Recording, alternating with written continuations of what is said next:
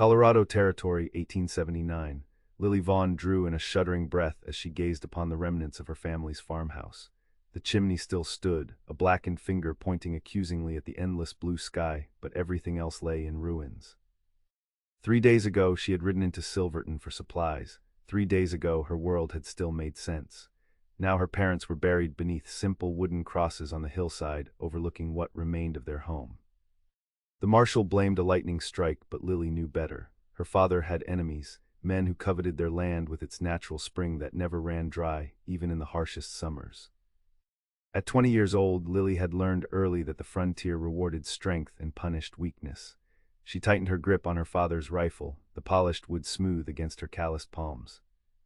"No room for softness out here," she whispered, repeating her father's oft-spoken words. "Trust gets you killed in the West." The late afternoon sun caught in her long chestnut hair, which hung loose around her shoulders. Her simple blue calico dress was stained with dirt and tears, the hem torn from catching on brambles during her frantic ride back from town. Once her mother had scolded her about appearances, insisting that even frontier women had standards to maintain. Now appearances seemed a foolish concern. Lily knew what she must do: salvage what she could, sell the land, move east to her aunt in Philadelphia. The West had taken everything from her; she would not give it one more piece of herself. "A woman alone can't survive this territory," her father had told her more times than she could count.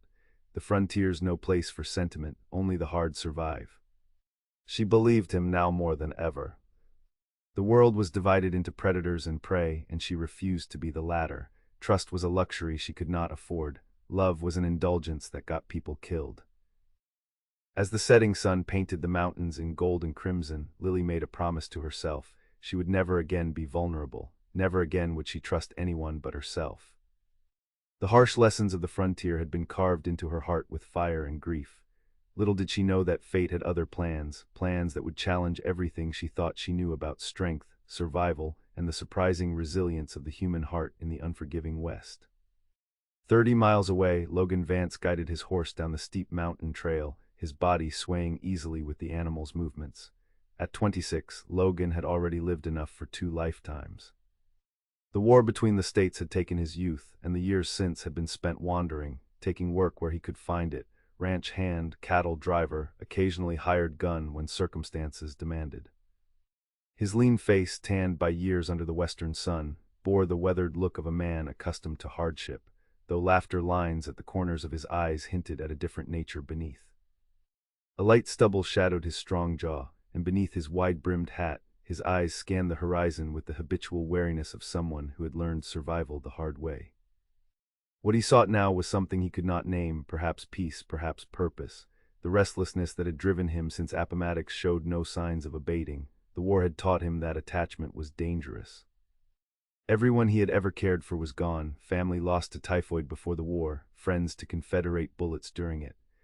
"A man rides lighter alone," he murmured to his horse, a philosophy that had served him well these past years. Logan had signed on with the Double R Ranch 2 months prior, appreciated for his skill with horses and his steady hand in the occasional disputes that plagued the territory. The ranch owner, Henry Miller, was a fair man who paid well and asked few questions about a man's past. The smell of smoke drew Logan's attention, faint but distinct on the wind. Instinct made him reach for the Winchester rifle in its saddle scabbard. Smoke meant fire, and in the mountains, fire meant danger. He urged his horse forward, following the scent. The trail opened onto a ridge, and below him sprawled the burned-out remains of what had once been a small homestead. The destruction looked recent, perhaps only days old. Logan frowned. Lightning strikes weren't uncommon, but something about the scene disturbed him. Then he spotted her, a slender figure in blue moving among the ruins. Even from this distance, her desperation was evident in every movement as she sifted through the charred timbers. Logan hesitated. The smart move would be to ride on, to avoid entanglement in whatever misfortune had befallen this place. The frontier was littered with tragedies. One more wouldn't make a difference. But something, perhaps the memory of his own losses, made him guide his horse down the slope toward the devastated homestead. "This is a mistake," he told himself, even as he continued forward. Getting involved in other people's troubles was exactly what he had spent years avoiding. The young woman didn't notice his approach until he was nearly upon her, so intent was she on her task. When she finally looked up, the grief in her eyes struck him like a physical blow. Then, with remarkable swiftness, that grief disappeared behind a mask of wariness as she raised a rifle with practiced ease. "That's far enough, stranger," she called, her voice steady despite the evidence of recent tears on her dirt-streaked face. Logan stopped his horse and raised his hands slightly, showing he meant no harm. "Saw the smoke," he explained simply. "Thought someone might need help." "You're too late for that," she replied bitterly, though she lowered the rifle slightly, "unless you can bring back the dead." The bluntness of her response should have confirmed his instinct to ride away. Instead, Logan found himself dismounting, keeping his movements slow and deliberate. "Logan Vance," he offered. "I ride for the Double R." Something shifted in her expression, recognition perhaps. The Double R was the largest spread in the county, its reputation generally positive among the smaller homesteaders. "Lily Vaughn," she responded after a moment's hesitation. "This was my parents' place." Her gaze drifted to the crude crosses visible on the hillside, and Logan understood.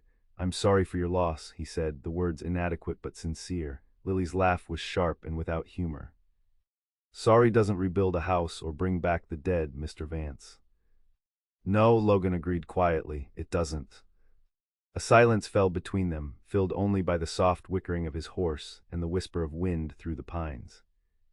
Logan took in the devastation around them with a practiced eye. Something about the burn pattern troubled him. Lightning strikes typically created a central point of intense damage that radiated outward. This destruction seemed too even, too complete. "Was it lightning?" he asked, though he already suspected the answer. Lily's eyes narrowed slightly. "That's what the marshal says." "But you don't believe it." She studied him for a long moment, as if weighing whether he could be trusted with her thoughts. "My father had disagreements with certain people who wanted our water rights," she finally said. "Men who don't mind taking what they want."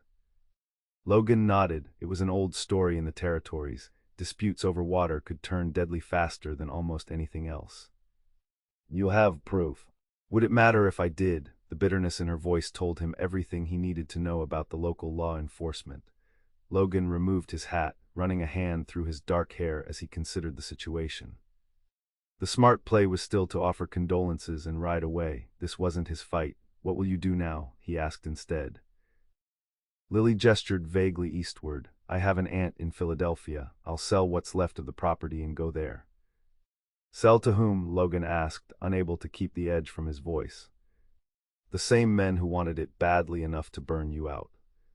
Her expression hardened. "I don't have many options, Mr. Vance. A woman alone can't hold land in these parts, not when others want it." The resignation in her voice stirred something in Logan that he'd thought long buried, a sense of injustice that the war had nearly extinguished. "You could rebuild," he suggested, immediately wondering why he was prolonging this conversation. Lily laughed again, that same humorless sound. "With what? And even if I could, how long before they come back to finish the job?" Logan knew she was right. The frontier operated by its own harsh rules, and those without power, especially women alone, rarely fared well. He should wish her luck and be on his way. Instead, he heard himself say, "I know some men at the Double R who might help. Just enough to get you a roof before winter." Surprise flickered across her face, followed quickly by suspicion. "Why would you do that? You don't know me." It was a fair question, one Logan wasn't entirely sure he could answer. "Maybe I've seen enough good people driven off their land," he said finally. "And what would you want in return?" Her directness was refreshing if challenging. "Nothing," Logan replied. "Just helping a neighbor." The look she gave him made it clear she didn't believe in such simple kindness, and Logan couldn't blame her. The West had a way of teaching harsh lessons about human nature. "I'll think about it," she said finally, which they both knew meant no. Logan nodded, understanding her refusal. Trust was scarce currency on the frontier, and she had no reason to spend it on a stranger. He placed his hat back on his head, preparing to leave. "The offer stands," he said. "I ride this way often enough. If you change your mind, leave a marker by the trail crossing." Lily made no response, already turning back to her grim task of salvaging what little remained of her former life. Logan mounted his horse, knowing he should feel relief at her rejection. The last thing he needed was involvement in a land dispute that had already turned deadly. Yet as he rode away, the image of her standing alone among the ruins stayed with him, uncomfortably vivid against the backdrop of the gathering dusk. 3 days later, Lily stood at the crossroads, a white cloth tied to a branch stuck in the ground beside her. She had spent those days alternating between grief and fury, sleeping in the small root cellar that had survived the fire and weighing her dwindling options. The land agent in town had offered her a pittance for the property, barely enough to get her to Philadelphia, let alone establish a new life there. Worse, she recognized the gleam in his eye. He knew exactly who would ultimately benefit from the purchase, and it wasn't Lily. Her father had always told her that pride was a luxury, but it was all she had left. The memory of Logan Vance's offer had lingered despite her initial rejection. She didn't trust him, couldn't afford to trust anyone, but necessity had a way of reshaping principles. The sound of approaching hoofbeats made her straighten her shoulders. She wore her best dress, a simple green cotton garment that had once belonged to her mother, hastily altered to fit her slightly taller frame. She had washed her hair in the creek and pinned it back in a practical style, determined to present herself with dignity rather than desperation. When Logan appeared around the bend, leading 2 pack horses behind his own mount, Lily's heart sank. He had come prepared to help after all, which meant she would now be in his debt. In her experience, debts always came due at the worst possible moments. He reined in before her, surprise evident in his expression. "Miss Vaughn," he greeted her, tipping his hat, "I wasn't expecting to find you here." "I reconsidered your offer," she said simply, lifting her chin slightly, "but I want terms made clear." A smile touched the corner of his mouth, quickly suppressed. "Of course. Whatever help you provide, I intend to repay," she continued. "I won't be beholden to you or anyone else." Logan dismounted, his movements fluid and confident.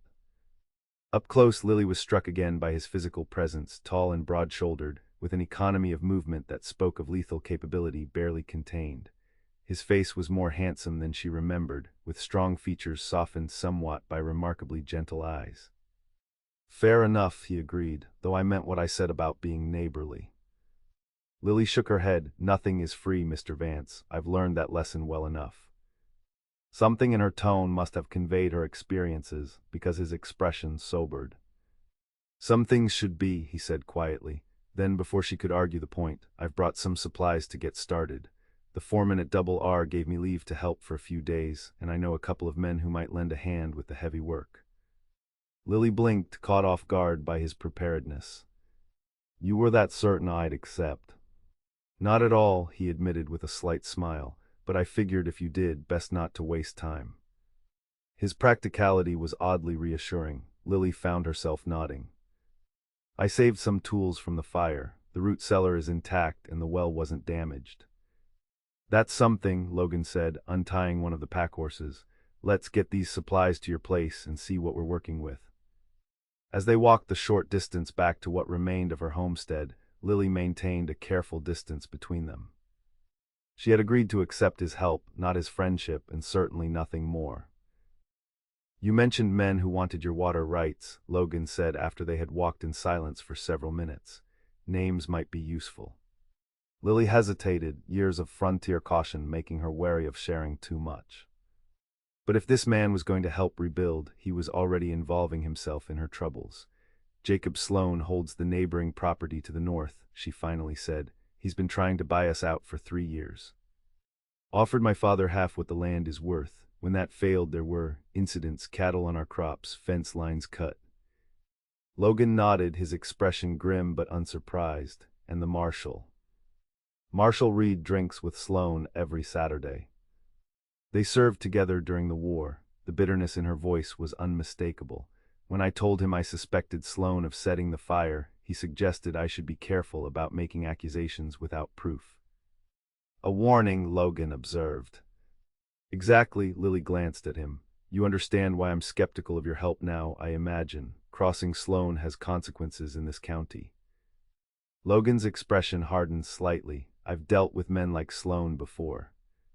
They mistake cruelty for strength." Something in his tone suggested personal experience, but Lily didn't press.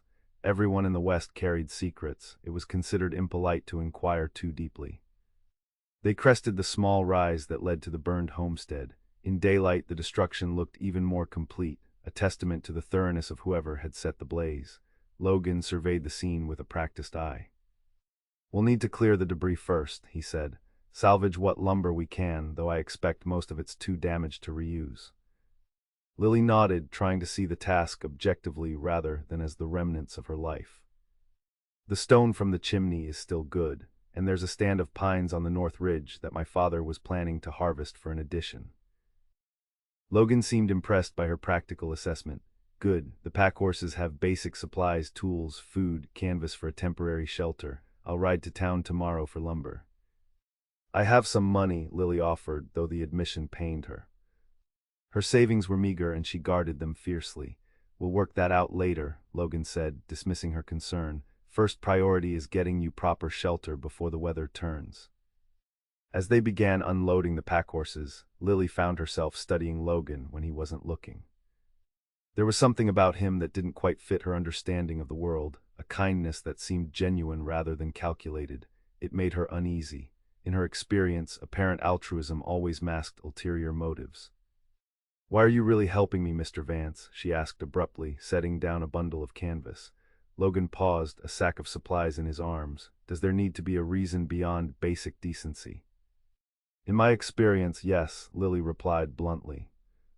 He considered her for a long moment, and Lily had the uncomfortable feeling that he was seeing far more than she wanted to reveal. Finally, he set down his burden and straightened. "During the war, I saw what happens when good people stand by while others suffer," he said quietly. "I swore I wouldn't be that kind of man anymore." The simple statement held the ring of truth, and Lily found herself momentarily without a retort. Before she could formulate one, Logan continued unloading supplies, efficiently organizing them by purpose. "We should get that canvas up before dark," he said, changing the subject. "Give you something better than a root cellar to sleep in tonight." Lily nodded, grateful for the return to practical matters. She could handle physical labor and planning. It was kindness and its implied obligations that disoriented her. As they worked side by side in the lengthening afternoon shadows, Lily maintained her emotional distance, even as she grudgingly appreciated Logan's competence. By sunset, they had erected a simple but effective canvas shelter, cleared a portion of the debris, and established a small campfire. Logan prepared a basic meal from his supplies: beans, salt pork, and coffee strong enough to stand a spoon in. They ate in relative silence, the crackling fire filling the space between them. "I'll sleep out here," Logan said when they had finished eating, nodding toward the open ground near the fire. "You take the shelter." Lily started to protest. The arrangement seemed to grant her a comfort she hadn't earned, but Logan raised a hand to forestall her objection.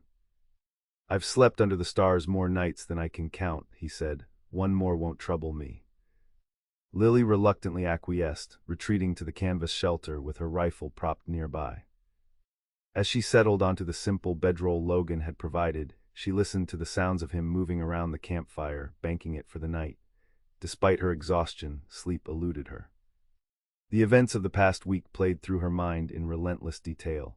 The shock of returning to find her home destroyed, the grim task of burying her parents, the cold realization that justice was unlikely to be served. And now the unexpected appearance of Logan Vance, whose help simultaneously offered hope and threatened her hard-won self-reliance. "Trust gets you killed in the West," her father had always said. Lily intended to honor that wisdom, no matter how tempting the alternative might appear. Outside, the fire popped and hissed in the darkness, a small beacon of warmth against the vast indifference of the Colorado night. Dawn broke clear and cold, the mountains to the west silhouetted against a sky transitioning from purple to pale gold. Logan had risen before first light, rekindling the fire and brewing coffee by the time Lily emerged from the canvas shelter.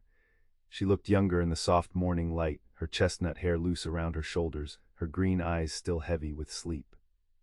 The vulnerability of the moment vanished quickly as she became aware of his gaze, her expression shuddering into the now familiar mask of cautious determination. "Coffee's hot," Logan said by way of greeting, offering her a tin cup. Lily accepted it with a nod of thanks, warming her hands around the battered vessel before taking a careful sip. "You're up early." "Old habit," Logan replied with a slight shrug. "Always liked watching the world wake up." They drank their coffee in companionable silence, watching as the landscape gradually revealed itself in the growing light. The burned homestead looked starkly desolate against the backdrop of rolling hills and distant mountains. "I'll head into town for lumber after breakfast," Logan said finally. "Is there anything specific you need?" Lily hesitated, clearly uncomfortable with accepting further assistance. Nails, she said eventually. And perhaps some window glass if you can find it. Logan nodded. I'll see what's available. He watched as she moved toward the remains of the house, picking her way carefully through the debris. Her resilience impressed him. There was none of the helpless grieving he might have expected from someone who had lost so much. Instead, she approached her circumstances with a pragmatic determination that resonated with his own nature. After a simple breakfast of hardtack and jerky, Logan prepared to ride to town. Should be back by mid-afternoon, he told Lily, who was already sorting through the debris, salvaging anything remotely useful. She straightened, pushing a strand of hair from her face with the back of her hand. I appreciate the help, Mr. Vance, truly. The admission seemed to cost her something, and Logan recognized the pride that made accepting assistance difficult. It was a quality he understood well. Logan, he corrected her. If we're going to rebuild your home together, we might as well use first names. A faint smile touched her lips, transforming her face briefly. Logan, then, and I'm Lily. He tipped his hat, oddly pleased by the small concession, and mounted his horse for the ride to Silverton. The town sat nestled in a valley 20 miles east, a typical frontier settlement that had sprung up to service the surrounding ranches and mines. Logan guided his horse down the main street, taking note of the usual establishments: saloon, general store, smithy, small church. A handful of people moved along the boardwalks, casting curious glances at the unfamiliar rider. Logan dismounted outside the general store, tying his horse to the hitching post before stepping inside. The interior was dim after the bright sunlight, the air heavy with the mingled scents of leather, tobacco, and coffee. The proprietor, a balding man with spectacles perched on the end of his nose, looked up from his ledger. "Help you, stranger." "Need lumber, nails, and window glass if you have it," Logan replied, approaching the counter.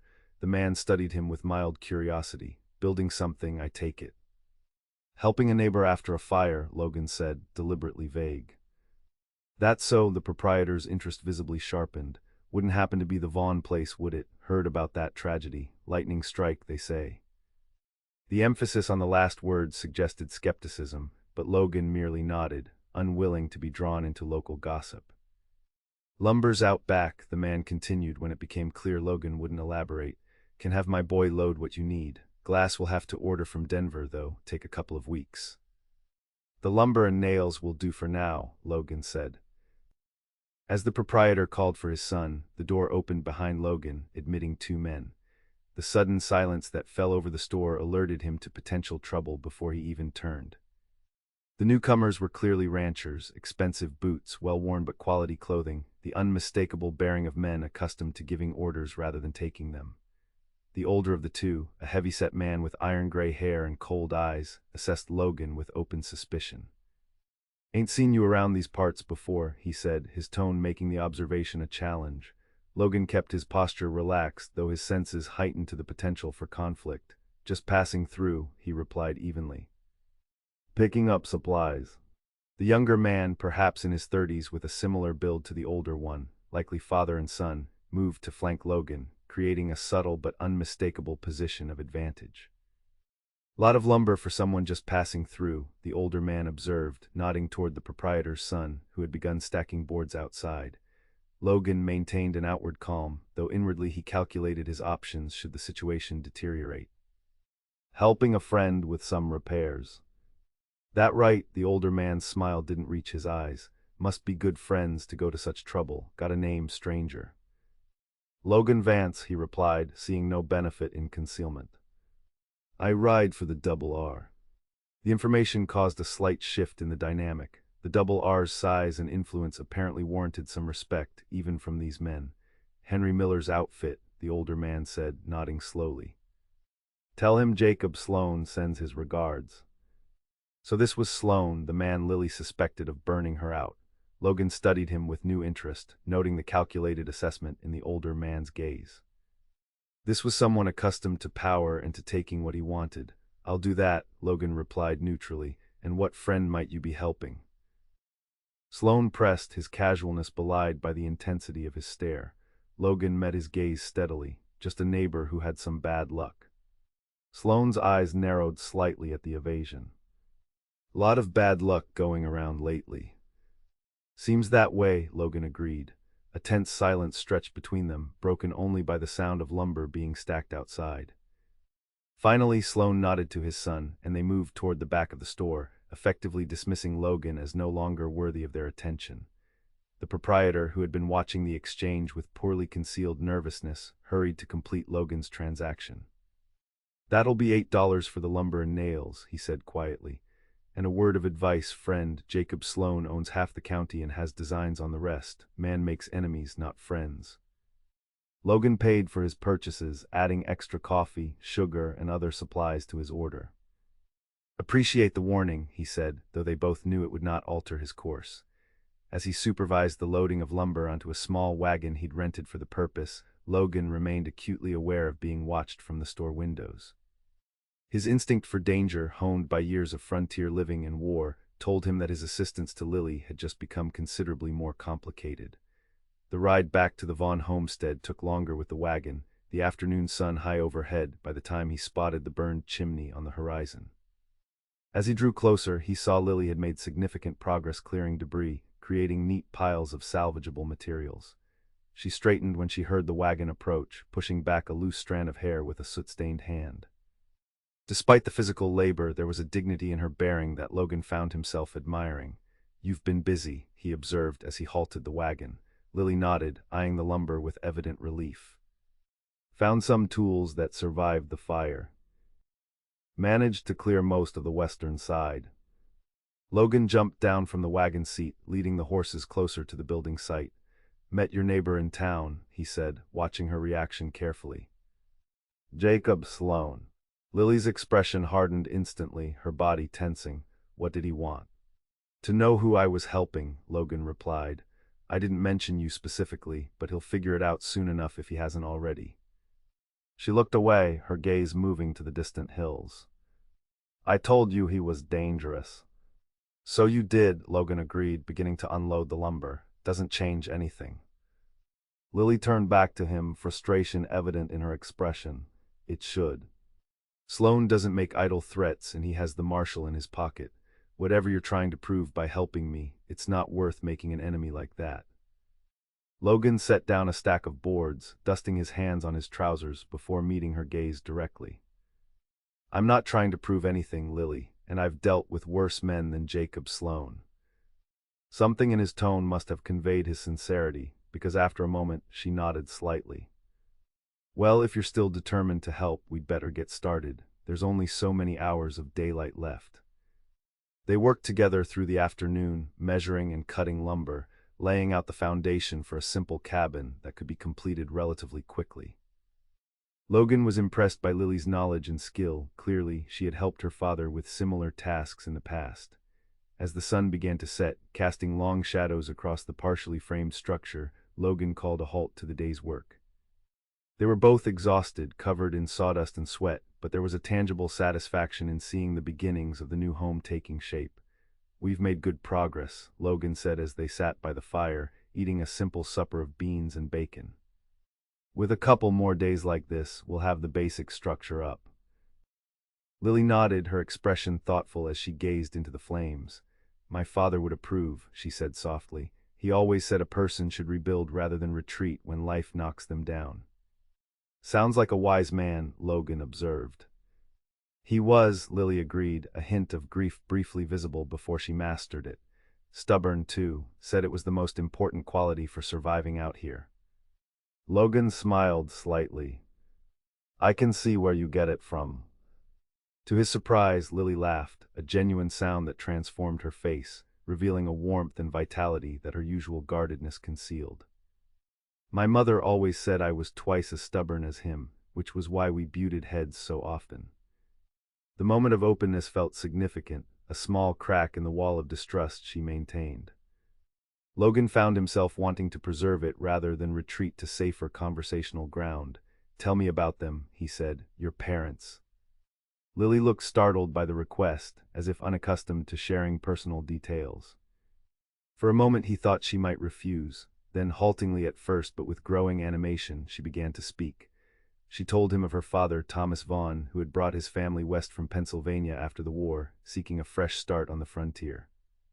Of her mother, Eleanor, who had maintained elements of civilization in their rough cabin, books, music, manners, even as she learned to shoot straight and garden in the harsh climate. As the fire burned low and stars emerged overhead, Lily's stories painted a picture of a life marked by hardship, but also by deep familial bonds and moments of unexpected beauty. Logan found himself sharing some of his own experiences in return, his time as a cavalry scout during the war, his travels through the territories afterward. "Is that why you work for the Double R?" Lily asked when he fell silent. "Part of your wandering." Logan considered the question, poking the fire with a stick to revive the flames. "Partly. Henry Miller's a good man to ride for, pays fair, treats his hands well, but I've never stayed in one place too long since the war." "Why not?" Lily's direct gaze seemed to demand honesty. Logan hesitated, unaccustomed to examining his own motivations too closely. "Suppose I got used to moving on, makes it simpler." "Simpler than what?" she pressed. "Than caring about people," he admitted, the words emerging before he could reconsider them. "Caring makes a man vulnerable in ways a gun can't protect against." Lily's expression softened slightly, recognition rather than pity in her eyes. "My father used to say something similar. The frontier is no place for sentiment. But I think he was wrong about that in the end. It was his love for this land and for us that made him fight so hard to keep it." The observation lingered between them, unexpectedly profound in its simplicity. Logan found himself re-examining his long-held belief that emotional distance was necessary for survival in the harsh reality of the West. Before he could respond, a sound in the darkness brought both of them to alert stillness, the unmistakable approach of horses, moving at a steady walk. Logan rose smoothly, one hand dropping to the revolver at his hip. "Stay by the fire," he told Lily quietly. "Could be anyone." She ignored the instruction, retrieving her rifle from where it leaned against a nearby stump. "This is my land," she said simply, taking up position slightly behind him. Logan didn't argue, recognizing the determination in her stance. Together, they faced the direction of the approaching riders, the firelight at their backs casting their shadows long across the cleared ground. 3 mounted figures emerged from the darkness, stopping at a cautious distance. The lead rider called out, "Hello, the camp, Logan Vance there." Logan relaxed slightly, recognizing the voice. "That you, Bill?" "Sure is," came the reply, followed by the riders moving closer. Bill Turner was the Double R's foreman, a grizzled veteran of countless cattle drives and one of the few men Logan genuinely respected. With him rode 2 other ranch hands Logan recognized, Miguel Ortiz and Tom Blackstone, both solid men he had worked alongside for the past 2 months. "Henry sent us to lend a hand," Bill explained as they dismounted. "Said you might be tackling a job too big for one man." Logan glanced at Lily, whose surprise matched his own. "Appreciate it," he said, extending a hand to Bill. "But wasn't expecting reinforcements." Bill shook his hand firmly.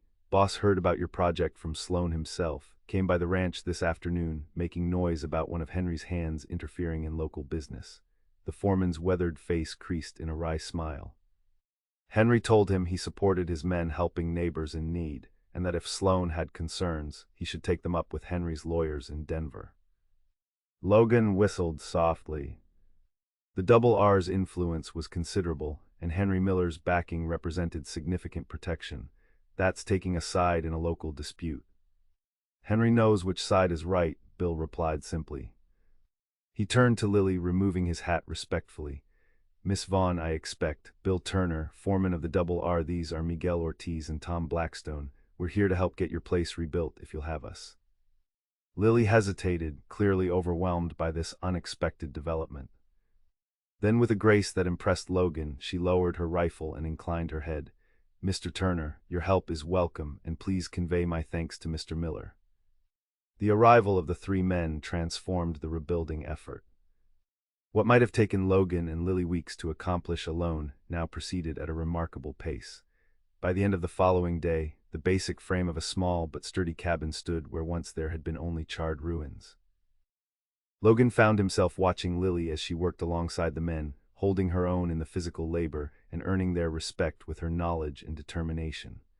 The rigid guardedness that had initially defined her was gradually giving way to a cautious optimism as the structure took shape. That evening, as they sat around the enlarged campfire, the mood was one of tired satisfaction. Bill produced a bottle of whiskey, which made its way around the circle, and Miguel played softly on a battered harmonica old songs that needed no words to convey their meaning.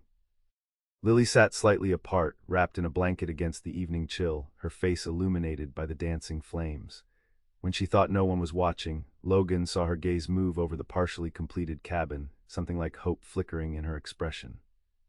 He made his way over to her, settling beside her on the fallen log she had chosen as a seat. "Another few days and it'll be habitable," he said, nodding toward the structure. Lily nodded, her eyes still on the frame outlined against the star-filled sky. "I never expected this," she admitted quietly. "Any of it." "The help Logan asked, that," she agreed. But also, she hesitated, seemingly searching for words. "The feeling that maybe my parents were right about some things and wrong about others." Logan waited, sensing she needed to articulate thoughts that were still forming. "They believed in self-reliance above all else," Lily continued after a moment, "that depending on others was a weakness the frontier would punish, and there's truth in that, I know. But seeing what you and the others have done," she broke off, gesturing toward the cabin and the men around the fire. "There's strength in community too," Logan suggested. Lily met his gaze, something vulnerable and questioning in her eyes. "Is that what this is, community?" The question seemed to carry layers of meaning beyond the immediate context. Logan considered his answer carefully, aware that her worldview was shifting in fundamental ways. "Out here, we survive by helping each other when it matters," he said finally. "Not because we're weak alone, but because we're stronger together." Lily nodded slowly, as if absorbing a lesson that contradicted everything she had been taught. "My father would say I'm being naive." "Maybe," Logan acknowledged. "Or maybe he never found the right people to trust." The conversation was interrupted by Bill approaching with another cup of coffee laced with whiskey, which he offered to Lily with a gruff courtesy. As she accepted it with thanks, Logan noticed how the other men had naturally included her in their circle, treating her with respect rather than condescension. It was, he realized, a kind of acceptance that transcended the usual limitations placed on women in frontier society. These were men who judged others based on courage, competence, and character, rather than gender or background. As the evening progressed, Logan found himself increasingly aware of Lily. The way firelight caught the auburn highlights in her chestnut hair, the surprising softness of her laugh when Miguel told an outrageous story, the quiet confidence with which she held her own in conversations ranging from cattle breeding to frontier justice. He was not the only one noticing. Once he caught Bill's knowing glance between them, followed by a barely perceptible nod of approval. The observation unsettled Logan more than he cared to admit. He had not come here seeking anything beyond helping someone in need. The idea that others might perceive something more developing between them forced him to confront feelings he had deliberately kept unexamined. Later, as the others turned in for the night, Logan found himself alone by the fire once more. Lily had retired to her canvas shelter, and the ranch hands had established their bedrolls in a semicircle near the construction site. The solitude should have been welcome, a chance to regain the emotional distance he had always maintained. Instead, Logan found himself restless, his thoughts returning repeatedly to Lily's question about community and his own response. For years, he had defined himself by his independence, taking pride in needing no one and being needed by no one. It was a philosophy that had served him well in the unsettled years after the war, allowing him to move freely and avoid the pain of attachment. Yet here in this unlikely place, that philosophy felt increasingly hollow. The satisfaction of working alongside others toward a common purpose, of seeing hope replace despair in Lily's eyes, these things stirred something in Logan that he had thought long buried. As the fire burned down to embers, Logan faced an uncomfortable truth. In helping Lily rebuild her home, he was dismantling the careful walls he had built around his own heart. The realization was not entirely welcome. "Getting soft," he murmured to himself, tossing another small branch onto the dying fire. The flames caught, flaring briefly before settling into a steady burn, much like the unwelcome emotions he was trying and failing to suppress. The following morning brought a change in the weather, dark clouds gathering over the western mountains and a chill wind gusting down from the high country. Bill studied the sky with the practiced eye of a man who had spent decades reading nature's signs. "Storm coming," he announced as they gathered for breakfast. "Might be a bad one, judging by those clouds. We should concentrate on getting the roof on today if we can." Logan nodded agreement, mentally adjusting their work plan. "If we all focus on the frame and roofing, we might manage it before the weather hits." Lily, who had joined them with her hair neatly braided and her expression determined, considered the structure thoughtfully. "The north wall still needs strengthening, and we haven't finished the chimney." "Roof first," Bill decided. "No point having solid walls if everything gets soaked through. Tom, you and Miguel handle the rafters. Logan and I will prepare the roofing materials. Miss Vaughn, if you could continue with the chimney stonework." The division of labor made sense, and they set to work with renewed urgency as the sky continued to darken. Logan found himself repeatedly glancing toward Lily as she methodically rebuilt the chimney, positioning each stone with care and mixing mortar in a battered bucket.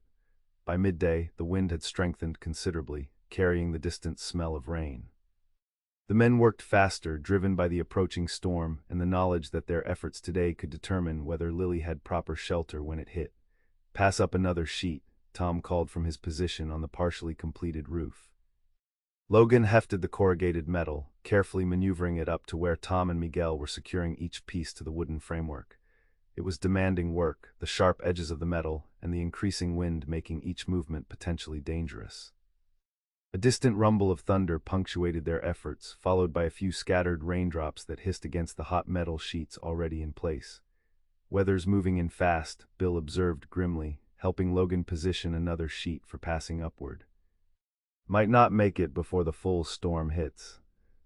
Logan glanced toward Lily, who was working with single-minded focus on the chimney, apparently oblivious to the approaching weather. Her dedication stirred something in him, admiration mixed with a protective instinct he hadn't experienced in years. "We'll make it," he said with more conviction than he felt. For the next hour they raced against the deteriorating conditions, the wind becoming strong enough to make working on the roof increasingly precarious. Tom and Miguel secured the last sheet just as the first heavy raindrops began to fall in earnest. "Inside," Bill shouted over the rising wind. "Everyone inside now." They scrambled to gather essential tools and supplies, retreating to the partial shelter of the cabin as the storm broke over them with startling ferocity. Rain lashed down in sheets, driven horizontally by powerful gusts that threatened to tear away their hard-won progress. Inside, the cabin was far from complete. No windows yet, the door only roughly fitted, gaps in the walls that allowed wind and rain to penetrate. Still, it provided significantly more protection than the canvas shelter or open ground. Lily stood near her partially completed chimney, water streaming from her hair and clothes, her expression a mixture of concern and determination as she assessed their situation. "The roof's holding," she observed, looking upward where the metal sheets rattled but remained secured to the frame. "So far," Bill agreed, moving to block one of the larger gaps in the wall with a piece of canvas. "Miguel, Tom, help me seal these openings as best we can." As the men worked to improvise protection against the elements, Logan approached Lily, who was attempting to shield her chimney stonework from the worst of the rain blowing through the incomplete structure. "Here," he said, shrugging out of his coat and hanging it to block the opening nearest her work. "That should help some." Lily looked at him, rainwater dripping from her face, her green eyes bright against her rain-flushed cheeks. "You'll freeze," she protested. Logan shook his head. "Takes more than a little rain to bother me." A crash of thunder directly overhead made them both start, momentarily illuminating the interior with harsh white light. In that flash, Logan saw something in Lily's expression that caught him off guard, not fear of the storm, but a vulnerability that seemed directed at him specifically. "Thank you," she said quietly, the words nearly lost in the howl of the wind. "Not just for the coat, for all of this." Before Logan could respond, Bill called him over to help secure a section of wall that was threatening to give way under the onslaught. The moment passed, but its impact lingered as they worked together to protect their shelter from the storm's fury. For hours, the tempest raged around them, testing the limits of their construction and their endurance. Leaks developed in several places despite their best efforts, creating puddles on the dirt floor. The temperature dropped sharply as evening approached, the combination of wet conditions and falling thermometer creating a bone-deep chill. Need to risk a fire, Bill decided as darkness began to settle. Small one in what's finished of the chimney, otherwise we're looking at a mighty uncomfortable night. Lily nodded agreement, the lower portion is solid enough. If we're careful with the size, it should draw properly, even with the upper section incomplete. With cautious optimism, they built a small fire in the partial hearth, relieved when the smoke indeed drew upward rather than filling the cabin. The modest flames provided both light and a desperately needed source of warmth as they huddled around it, their wet clothing steaming slightly in the heat. "Quite a welcome to your new home, Miss Vaughn," Miguel observed with gentle humor, his accent more pronounced in his exhaustion. Lily's smile was tired but genuine. "I've weathered worse," she replied, though the slight shiver that accompanied her words suggested the brave front was exactly that. Logan, noticing her trembling, moved almost without thinking to sit beside her, offering the shared warmth of his body without making it obvious to the others. To his surprise, she didn't pull away, instead shifting slightly closer until their shoulders just barely touched. The simple human contact felt unexpectedly significant, a small gesture of trust from someone who had made it clear she trusted very few. Logan found himself acutely aware of her presence beside him, the faint scent of rain and wood smoke that clung to her hair, the steady rhythm of her breathing gradually synchronizing with his own. As the others talked quietly among themselves, sharing stories to pass the time as the storm continued its assault, Logan and Lily remained in that tenuous connection, neither acknowledging it directly yet both seemingly unwilling to break it. "Do you think it will hold?" she asked him quietly during a lull in the conversation, her voice pitched for his ears alone. "The roof," Logan clarified. "All of it," Lily replied, her gaze moving around the rough structure. "This home." "This a beginning." There was a depth to the question that went beyond the physical building, and Logan understood she was asking about more than just their construction efforts. "Yes," he said with simple conviction. "It'll hold." Lily studied him in the flickering firelight, searching his face as if looking for certainty. Whatever she saw there seemed to satisfy her, because she nodded slightly and returned her gaze to the flames. "I believe you," she said, the words carrying a weight beyond their apparent simplicity. Outside, the storm continued unabated, wind and rain battering their shelter with nature's indifferent fury.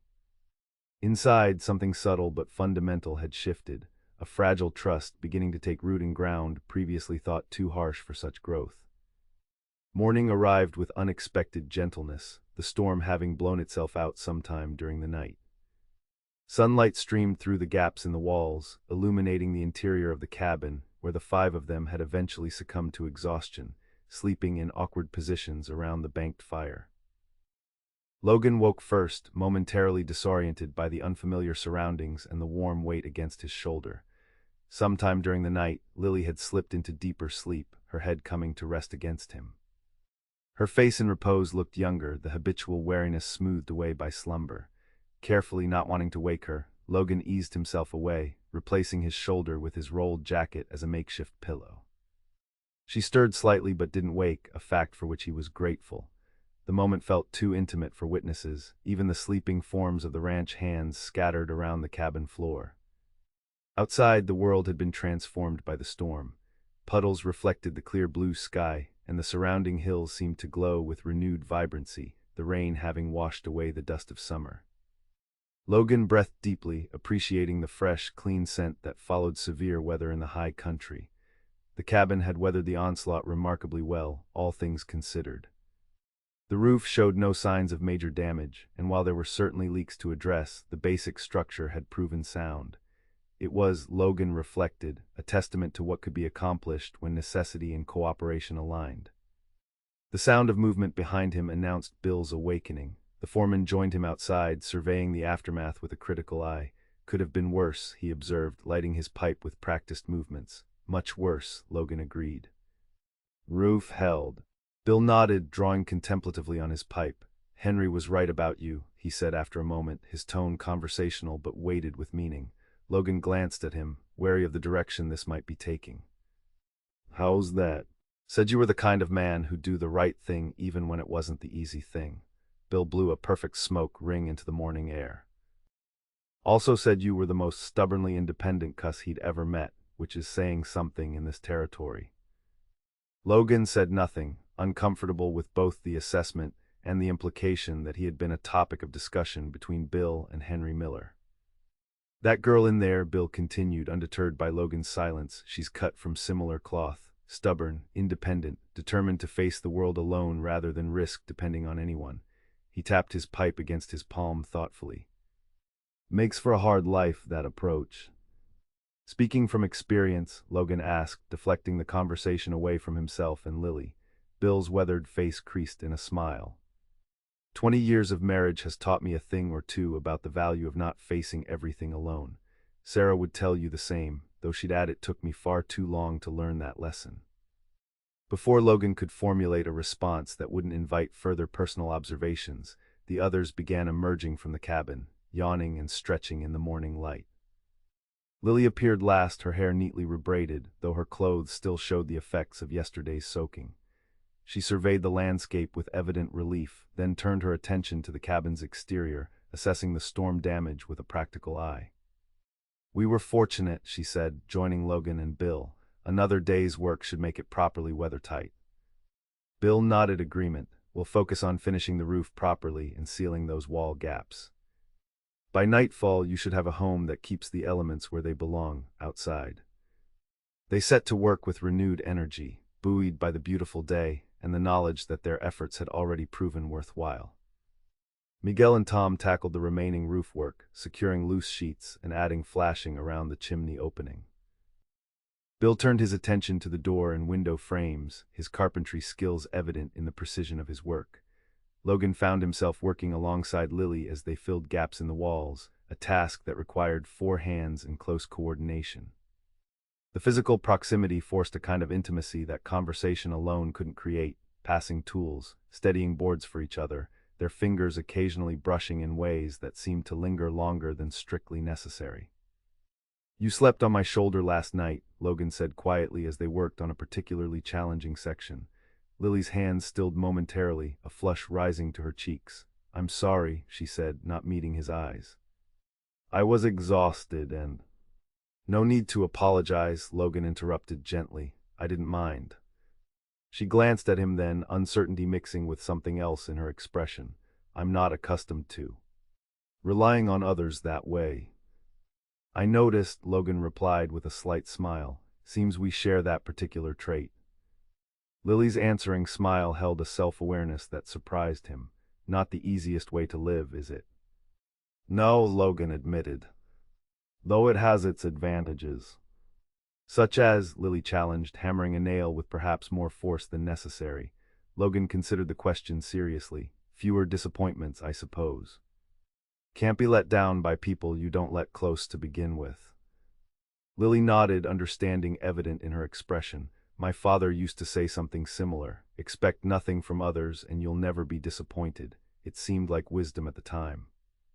"And now," Logan prompted when she didn't continue. Lily met his gaze directly, something vulnerable and honest in her green eyes. "Now I'm not so certain. The past few days have challenged that perspective." The simple admission felt more significant than its words alone would suggest, a recognition that her worldview was shifting in fundamental ways. Logan found himself wanting to acknowledge the courage such reconsideration required, but before he could formulate a response, Bill called for his assistance with a heavy beam that needed positioning. Throughout the day, Logan found his attention repeatedly drawn to Lily as she worked, the determined set of her jaw when tackling a difficult task, the rare smile that transformed her face when something went particularly well, the quiet competence with which she directed aspects of the construction. She was, he realized, rebuilding more than just a home. She was reconstructing her understanding of what was possible in a world that had taught her to expect the worst. By late afternoon, the improvements were remarkable. The cabin, while still rough and unfinished in many aspects, now boasted a secure roof, walls without significant gaps, a functional door, and window frames ready for the glass that would arrive in coming weeks. The chimney had been completed to a height that would draw properly, and the interior, though sparse, had been cleared of construction debris. "Not bad for a few days' work," Bill declared with satisfaction as they stood back to assess their efforts. "It'll need more finishing, of course, but it's habitable now. Should keep you warm and dry through the coming winter, Miss Vaughn." Lily's expression as she gazed at the simple structure was complex, gratitude mixed with lingering disbelief that such assistance had materialized when she most needed it. "I don't know how to thank you all properly," she said, her voice steady despite the emotion evident in her eyes. "No thanks needed," Bill replied gruffly. "That's how we do things in this part of the country. Neighbors help neighbors." He glanced meaningfully at Logan. "Some of us just need occasional reminding of that fact." The comment drew knowing chuckles from Miguel and Tom, while Logan accepted the gentle ribbing with good grace. The camaraderie of shared work and purpose had created bonds that transcended their brief acquaintance, a reminder of community that existed even in the supposedly individualistic frontier. As evening approached, Bill announced that they should return to the Double R. "Henry will be wanting his hands back," he explained. "Besides, I expect you two might appreciate some time to settle in properly." His expression remained neutral, though Logan detected a hint of knowing amusement beneath the foreman's matter-of-fact tone. Preparations for departure were made with efficient speed, horses saddled and remaining supplies organized. Lily thanked each man individually, her genuine gratitude evident in the warmth of her handshakes and the steadiness of her gaze. When Bill mounted his horse, he tipped his hat to her with a respect that acknowledged her as an equal. "You ever need anything, Miss Vaughn, the Double R considers you a neighbor," he said. "And Logan here knows where to find us if trouble comes calling."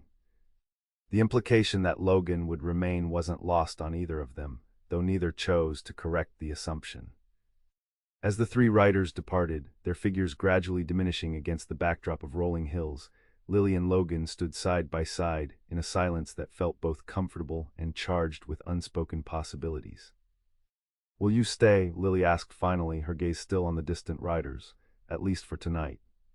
Logan considered the question, aware of the layers beneath its apparent simplicity. His presence was no longer strictly necessary for her immediate safety or shelter, yet the thought of leaving stirred a reluctance he hadn't anticipated. "If you'd like me to," he said, careful to leave the choice entirely hers. Lily turned to look at him then, her expression open in a way he hadn't seen before. "I would," she said simply.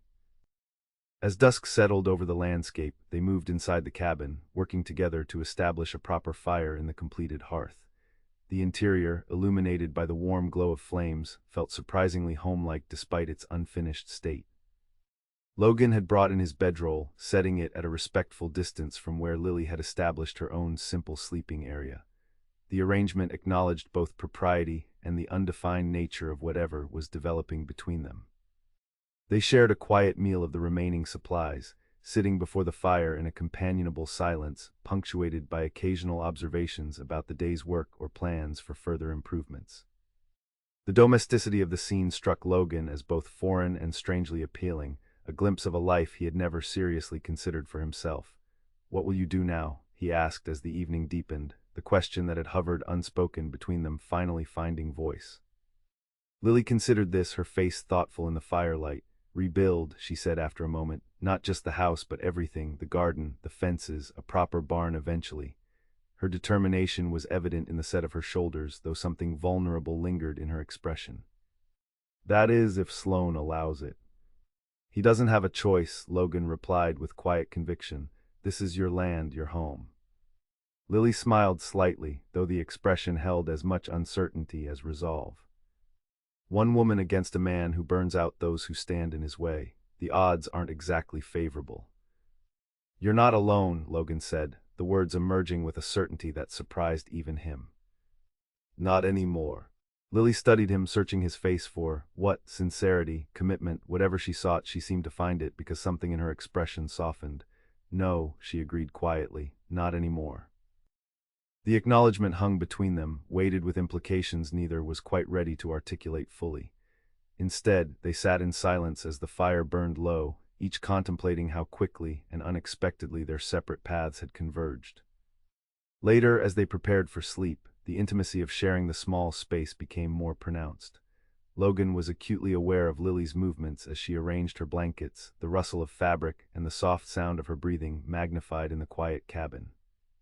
"Good night, Logan," she said as she settled onto her bedroll, her voice soft in the darkness. "Good night, Lily," he replied, hearing the unexpected tenderness in his own voice. As he lay awake, listening to her breathing gradually deepen into sleep, Logan confronted the realization that he was crossing a boundary he had maintained for years. The careful emotional distance he had cultivated since the war was eroding, replaced by an attachment that both alarmed and compelled him. Outside, an owl called into the night, its haunting cry emphasizing the vast wilderness surrounding their small haven of warmth and nascent connection. Getting soft, Logan murmured to himself, echoing his earlier assessment. This time, though, the words held less self-reproach and more wonder at the unexpected turns life could take on the untamed frontier. Morning brought a decision point neither had directly acknowledged but both had sensed approaching. Logan needed to return to the Double R, at least temporarily. His position there came with responsibilities he couldn't simply abandon. Yet the thought of leaving Lily alone, especially with Sloane's threat still looming, troubled him deeply. They discussed the situation over a simple breakfast, practical considerations mingling with unspoken emotional complexities. "I've got obligations to the Double R," Logan explained, aware of how inadequate the words sounded. "Henry's been more than generous giving me time to help here, but—" "Of course," Lily said quickly, her tone deliberately light. "You have your own life, your own work." "I understand completely." The careful neutrality of her response told Logan more than any protest might have about her true feelings. She had expected this, for help to be temporary, for people to move on. It was the pattern her life had taught her to anticipate. "I'm not disappearing, Lily," he said, meeting her gaze directly. "I'll be back in a few days, once I've squared things with Henry." Something flickered in her expression, hope perhaps, quickly guarded. "You don't need to make promises, Logan. What you've already done is more than I had any right to expect." "It's not a promise made out of obligation," Logan replied, frustrated by his inability to fully express what he meant. Words had never been his strongest suit. "I want to come back, to see how you're doing, to help finish what we've started." Lily studied him, seeming to weigh his sincerity. Finally she nodded. "I'll be here," she said simply. "There's still much to do." The statement could be taken at face value, a reference to the many tasks still required to make the cabin truly comfortable, but Logan sensed a deeper meaning beneath the practical observation. Their parting was awkward, neither quite knowing how to navigate the undefined territory between friendship and whatever deeper connection was developing. Logan settled for a handshake that lingered perhaps longer than necessary, his fingers curling around hers with a gentle pressure that sought to convey what his words couldn't adequately express.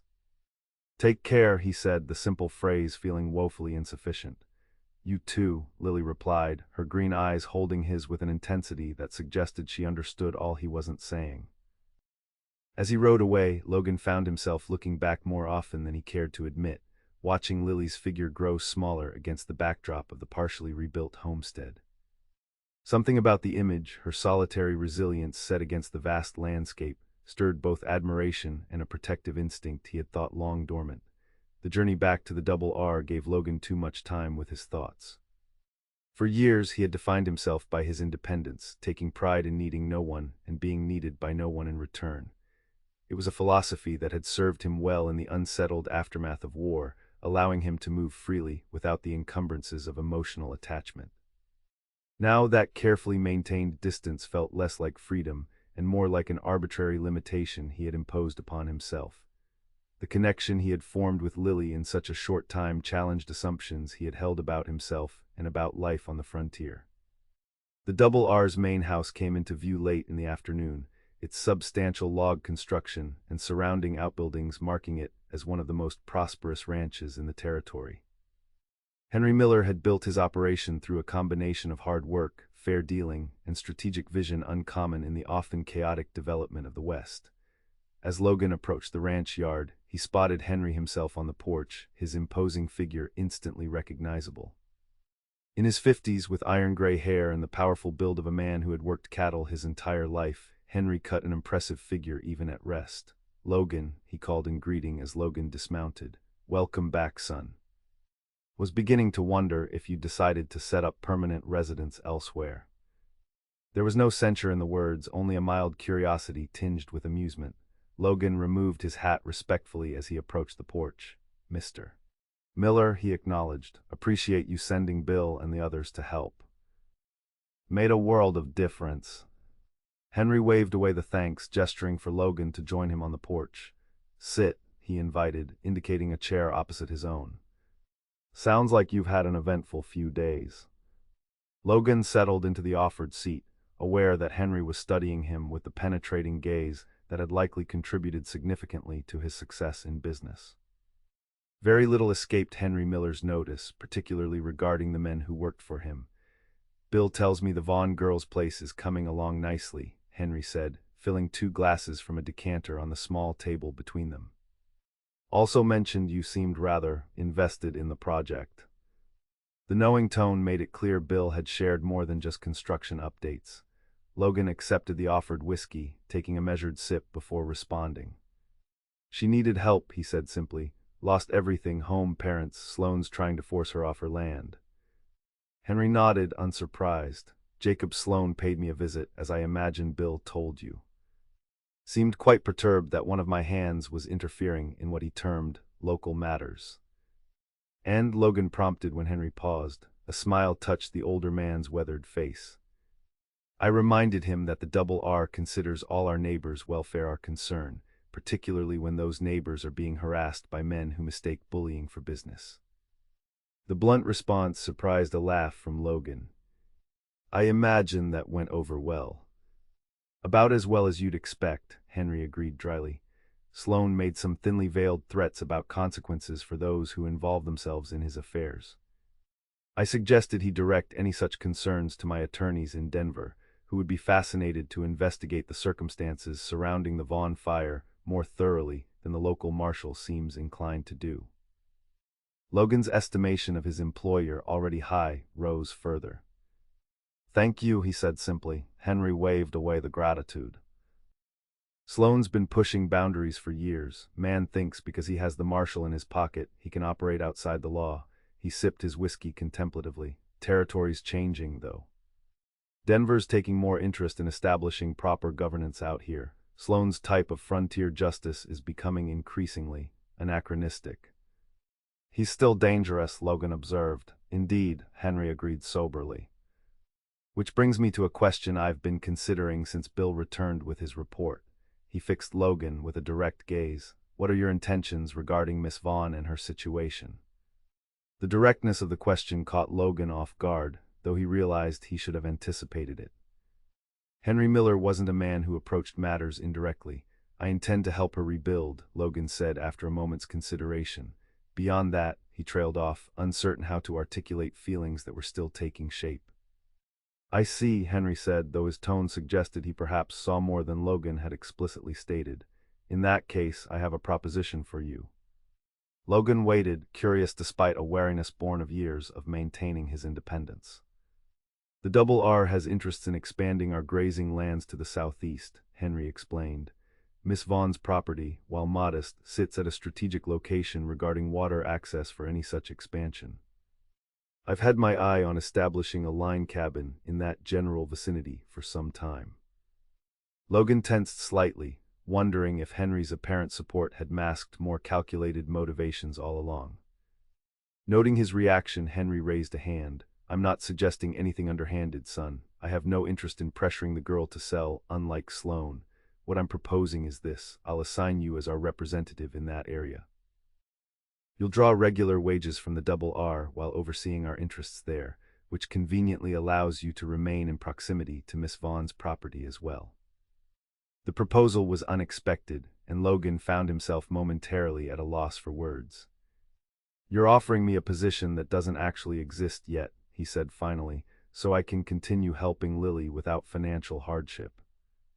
Henry's expression remained impassive, though a slight twinkle in his eye suggested amusement. "I'm offering a position that serves the Double R's legitimate business interests while allowing you to follow your personal inclinations. Whether those inclinations are merely neighborly or something more profound is not my concern." The carefully worded explanation gave Logan the space to accept without directly acknowledging the emotional undercurrents Henry had clearly perceived.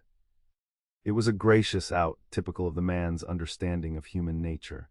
"I appreciate the offer," Logan said carefully, "but I wouldn't want to accept a position created out of charity." Henry's laugh was genuine. "Logan, in the 15 years I've run this ranch, I've never made a business decision based on charity.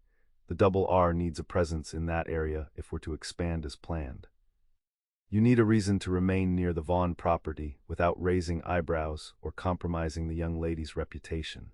This arrangement serves both purposes admirably. Put that way, the proposition made practical sense beyond any personal considerations. Still, Logan hesitated, old instincts warning against commitments that might limit his freedom of movement.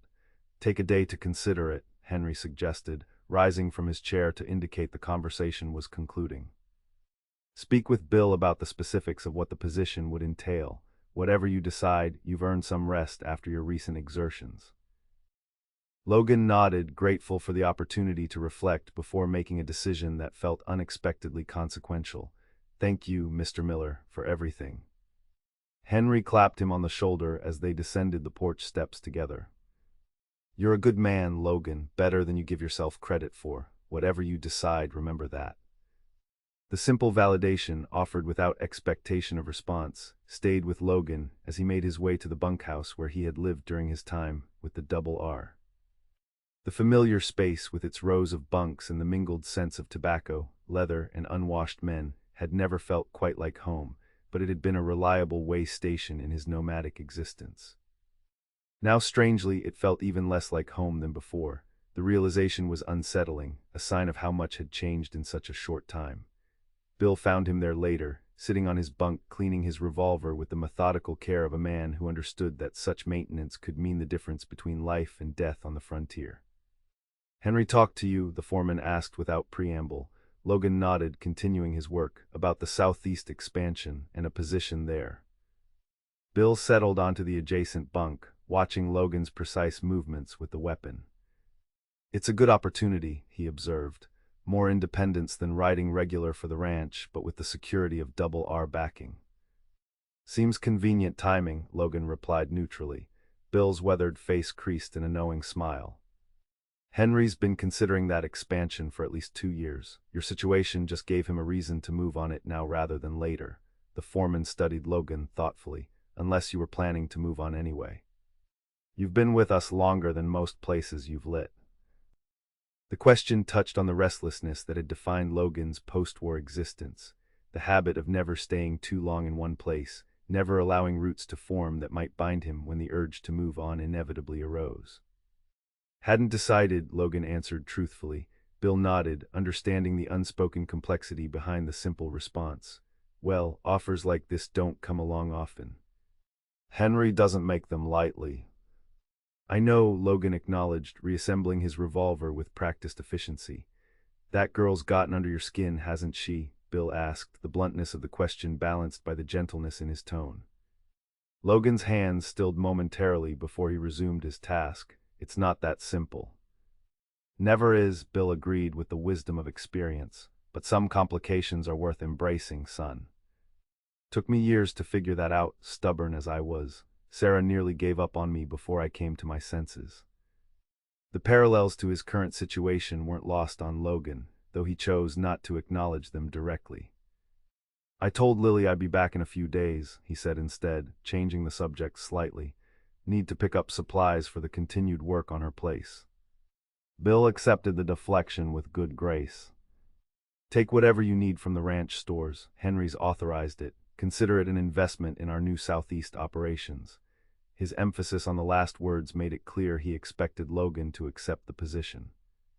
After Bill had gone, Logan found himself unusually restless. The bunkhouse with its familiar sounds and smells felt confining in a way it never had before. He stepped outside, seeking the open air and the clarity it sometimes brought to tangled thoughts. The night was clear, stars scattered across the vast darkness like diamond dust on velvet. Logan walked to the corral fence, leaning against it as he gazed upward at the immensity of the cosmos. The perspective usually soothed him, a reminder that human concerns were minuscule against the backdrop of eternity.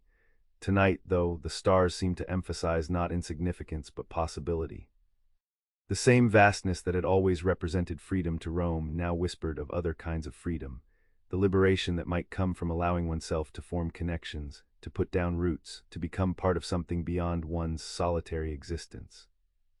It was a perspective shift as disorienting as it was profound. Logan thought of Lily, her determination, her vulnerability barely concealed beneath a hard-won strength, her gradual openness to trusting him despite every instinct warning against it. He thought of the cabin they had built together, simple but solid, a tangible symbol of resilience and new beginnings. And he thought with unexpected clarity of his own long-held belief that attachment was weakness, that emotional distance was necessary for survival on the frontier. For the first time, he allowed himself to question whether that belief was wisdom or merely fear dressed in the guise of practicality. The night offered no easy answers, but as Logan finally returned to his bunk, he felt a sense of direction forming, not a complete resolution, but the beginnings of a path forward that diverged significantly from the aimless wandering that had characterized his life since Appomattox. Morning would bring decisions and their consequences, but for now, the simple knowledge that he would return to Lily's homestead in a few days' time provided a certainty that felt, against all expectation, like the beginning of something rather than another temporary way station in a rootless existence. 3 days later, Logan guided his heavily laden packhorse along the now familiar trail to Lily's homestead.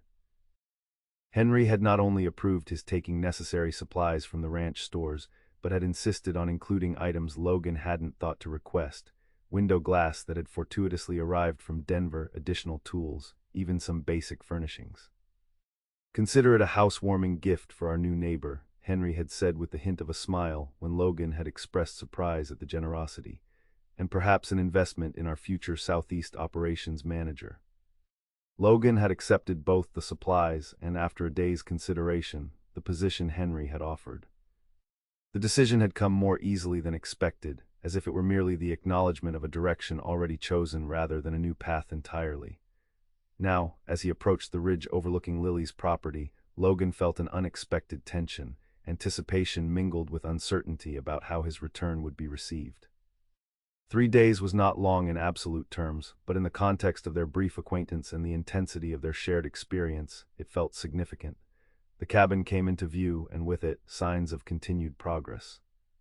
Smoke rose steadily from the chimney, and Logan could see that Lily had been busy in his absence.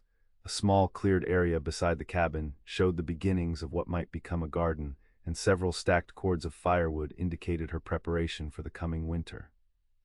Movement caught his eye as Lily herself emerged from the cabin, apparently alerted to his approach by the sound of hooves.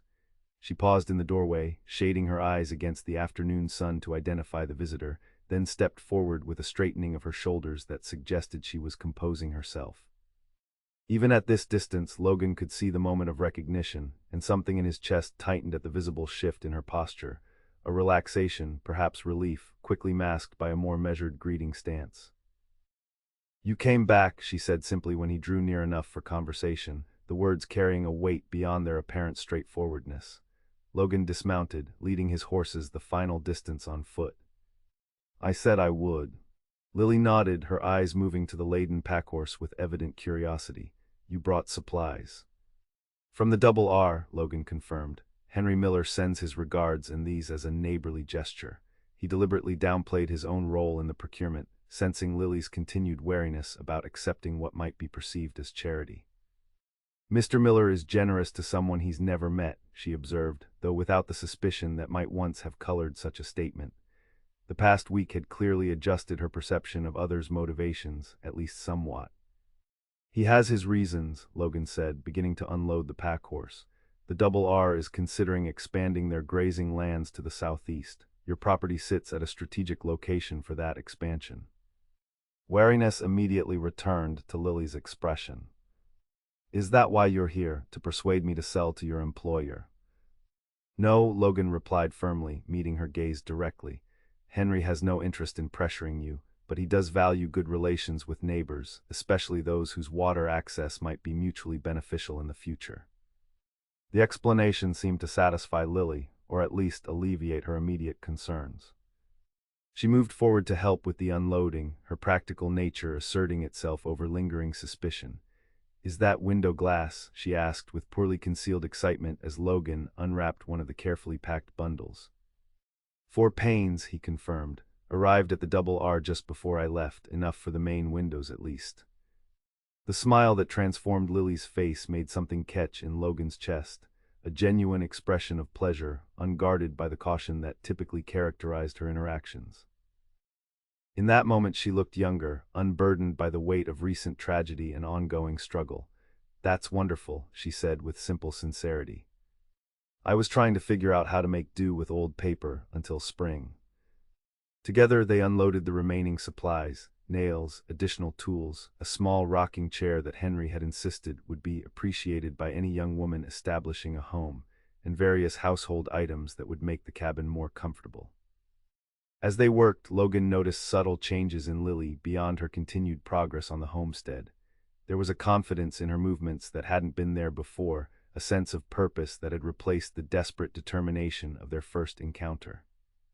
She had begun to truly believe in the possibility of rebuilding, not just the physical structures but her life itself. "You've been busy," Logan observed as they carried supplies into the cabin. The interior showed considerable improvement as well. Rough-hewn shelves had been installed along one wall, the dirt floor had been swept smooth, and a small table with 2 chairs, salvaged from the original home, he guessed, occupied the center of the main room. "Keeping busy helps," Lily replied simply. The unspoken continuation, that activity kept grief and fear at bay, hung between them, acknowledged but not directly addressed. After storing the supplies, they stood somewhat awkwardly in the center of the cabin, the rhythm of shared work giving way to an uncertainty about what came next. Lily broke the silence first, her practical nature reasserting itself. "Are you hungry? I have stew keeping warm." The invitation, domestic in its simplicity, carried implications neither was quite ready to articulate. Logan accepted with a nod, removing his hat and placing it on a wall peg as if he had done so many times before, a gesture that suggested belonging rather than temporary presence. They ate at the small table, the stew simple but hearty, supplemented by biscuits Lily had managed to bake in the still imperfect oven built into the chimney. The normalcy of the shared meal belied the extraordinariness of their situation, 2 people who had been strangers days ago, now sharing food and shelter as if it were the most natural arrangement in the world. "Henry offered me a position," Logan said as they finished eating, deciding directness was the best approach, overseeing the Double R's interests in this area in preparation for their eventual expansion. Lily looked up sharply, studying his face. "You accepted?" "I did," Logan confirmed, watching her reaction carefully. Something flickered in her expression, relief, perhaps, mixed with wariness about what this might mean for her own situation. "So you'll be staying in the area?" "Yes," Logan said. "Henry suggested I might establish a line cabin nearby to serve as a base of operations." He hesitated, then added with deliberate casualness, "Of course, that would take time to build. In the meantime, I'd need somewhere to stay when in the area." The implication hung between them, unspoken but clear. Lily's gaze dropped to the table, her fingers tracing the grain of the wood as she considered the unstated proposition. "There's still much to do here," she said finally, her voice carefully neutral. "An extra pair of hands would be welcome while I get established." It was neither acceptance nor rejection of the deeper question underlying their conversation, merely an acknowledgement of practical realities that allowed both to maintain the fiction that their arrangement was based solely on mutual benefit rather than emerging emotional attachment. "I was hoping you'd say that," Logan replied with equal care. "I brought my gear, thought I might set up in that stand of pines to the north for now, close enough to help, far enough to be proper." The compromise drew a small smile from Lily, appreciation for his understanding of her need to maintain both independence and reputation. "That would be suitable," she agreed. As evening approached, Logan established his camp as discussed, a short walk from the cabin but within easy calling distance should any trouble arise. The arrangement respected propriety while acknowledging the developing connection between them, a delicate balance that suited them both for now. Later, as they sat before the cabin watching the sunset paint the western mountains in gold and crimson, the conversation turned to future plans. Lily spoke of restoring the garden, perhaps acquiring a few chickens, eventually rebuilding the small barn that had stood near the original house. Logan described his new responsibilities for the Double R, the areas he would oversee, the eventual construction of a proper line cabin. Neither directly addressed how their separate plans might intersect beyond the immediate future, yet both seemed to instinctively shape their intentions around the possibility of continued proximity. "Do you think Sloane will cause more trouble?" Lily asked as darkness began to settle, voicing the concern that had likely lingered in her thoughts despite the progress of recent days. Logan considered the question honestly. "Possibly. Men like him don't back down easily, but with the double R's interest in this area now official, he'd be taking on more than just you if he tried anything further. Lily nodded, drawing her shawl closer against the evening chill. I've been thinking about what my father would say about all this, she said after a moment, about accepting help, forming alliances. And, Logan prompted when she didn't immediately continue. I think he was wrong about some things, Lily said simply, about the necessity of facing the frontier alone, about trusting no one. She glanced at Logan, her expression thoughtful in the fading light. Or perhaps the frontier itself is changing, becoming a place where different rules apply. The observation held a wisdom that impressed Logan, an ability to reconsider deeply held beliefs in the face of new evidence, to adapt rather than merely endure. It was, he realized, a quality he admired greatly in her, perhaps because it mirrored his own recent reconsiderations. Maybe both, he suggested. The frontier's changing, and so are the people on it.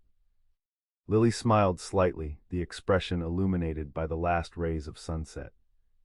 Including us. The question was deceptively simple, yet it acknowledged transformations that went beyond their immediate circumstances to touch on fundamental aspects of identity and belief. Especially us, Logan agreed quietly. As night fully claimed the landscape, stars emerging in the vast darkness above, neither seemed inclined to break the companionable silence that had settled between them. It was Lily who finally rose, reluctance evident in her movements. It's getting cold, she observed, though both knew the chill was not her primary reason for ending their shared contemplation. Logan stood as well, respecting the boundaries they had established. I should check on the horses before turning in. They parted at the cabin door with a simple exchange of good nights, the understated farewell nevertheless carrying currents of meaning beyond its conventional phrasing. Later, from his camp among the pines, Logan watched the light in Lily's cabin window glow warmly against the surrounding darkness, a beacon of habitation in the wilderness, of civilization gradually claiming space in the untamed landscape.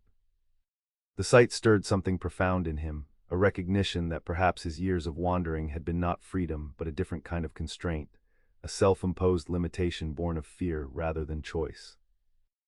The realization was uncomfortable yet liberating, challenging long-held assumptions while opening possibilities previously unconsidered.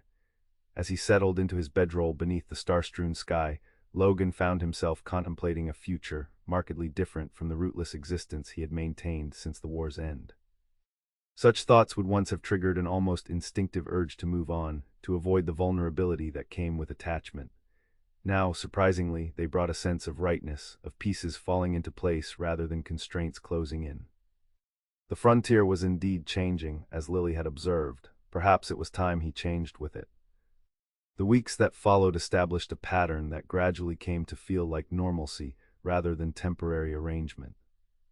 Logan divided his time between his official duties for the Double R, surveying the southeastern expansion areas, meeting with neighboring ranchers, reporting back to Henry Miller, and continued work on Lily's homestead. Together they installed the window glass, completed interior finishing on the cabin, rebuilt the garden fence, and began preparations for the small barn that would eventually house chickens, perhaps a milk cow and Lily's horse. Their working relationship evolved into a comfortable partnership, each recognizing and respecting the other's skills and knowledge without the gender-based assumptions that often characterized frontier interactions. Lily proved adept at tasks traditionally considered men's work, while Logan demonstrated a surprising aptitude for the detailed finishing that transformed the cabin from mere shelter to home. More significant than the physical progress, however, was the gradual deepening of their connection. Evenings spent in conversation by the fire, sharing stories of their pasts and thoughts about the future, created an intimacy that transcended their still careful observance of propriety. Logan maintained his separate camp, though both increasingly acknowledged it as a concession to convention rather than a reflection of emotional distance. News from Silverton reached them occasionally, brought by Logan's regular trips for supplies or via riders from the Double R. Jacob Sloan had apparently retreated from direct confrontation, though rumors suggested his resentment continued to simmer. The marshal remained conspicuously uninterested in investigating the fire that had claimed the original Vaughn homestead, but with the Double R's influence now explicitly extended to include Lily's property, further incidents seemed unlikely. Autumn progressed into early winter, the landscape transforming as aspen leaves turned golden then fell, and the first light snows dusted the higher elevations. The changing season lent urgency to their remaining outdoor projects, particularly the barn, which required completion before heavy snows would make construction difficult. On a crisp November morning, with their breath visible in the cold air, Logan and Lily stood surveying the nearly completed structure. The small barn was simple but solid, large enough to shelter several animals and store feed through the winter. "We should have it finished by week's end," Logan observed, satisfaction evident in his tone.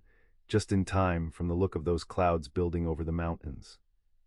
Lily nodded, her expression thoughtful as she gazed at the barn, then the cabin, then the rebuilt garden area now put to bed for winter.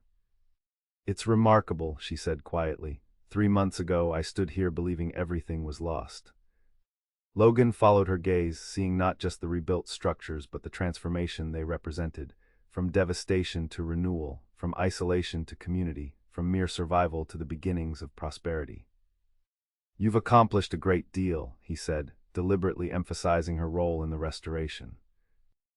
Lily glanced at him, a smile touching her lips. "We have," she corrected gently. "I couldn't have done this alone, Logan, I know that now."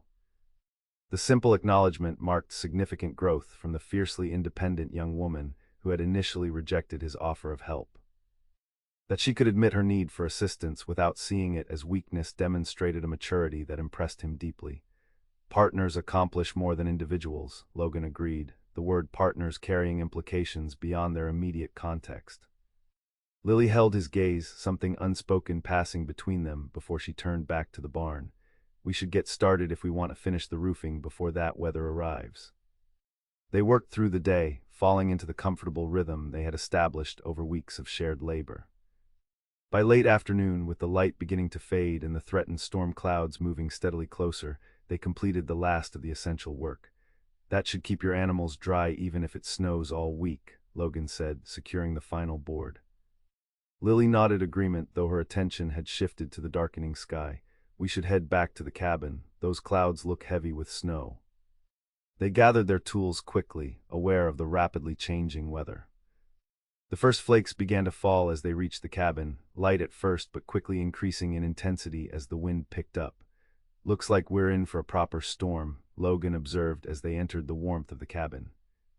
The interior, once bare and utilitarian, had gradually acquired the touches that transformed shelter into home: braided rugs on the plank floor, curtains at the windows, cooking utensils hanging neatly beside the fireplace.